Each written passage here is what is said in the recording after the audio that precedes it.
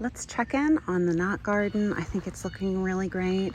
Remember I told you that I had an idea for how to keep the mulch from eroding into the culvert.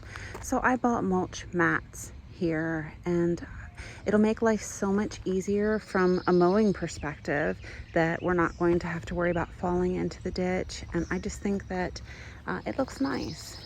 So let's take a look at how everything is doing. That Artemisia is really popping. We've got the Nepeta here, and then Salvia in the back.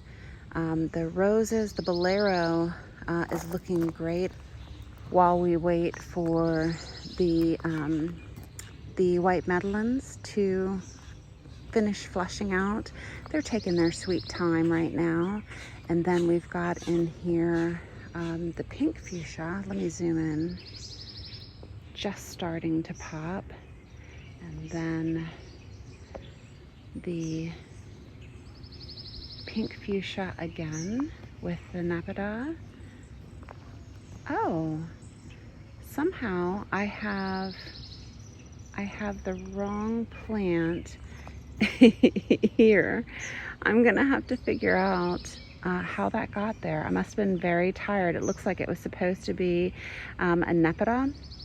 So I'll go ahead and swap that out today. And then let's scroll over here. Look at that Salvia and the Artemisia. I love it. Okay, so let's go ahead and zoom out a little bit so you can get the full view. So this is how it looks initially, you know, little boxwoods, but I think each year as we get growth, it'll really start to come together. I can certainly see the vision. Let's go ahead and look at the other side of the driveway.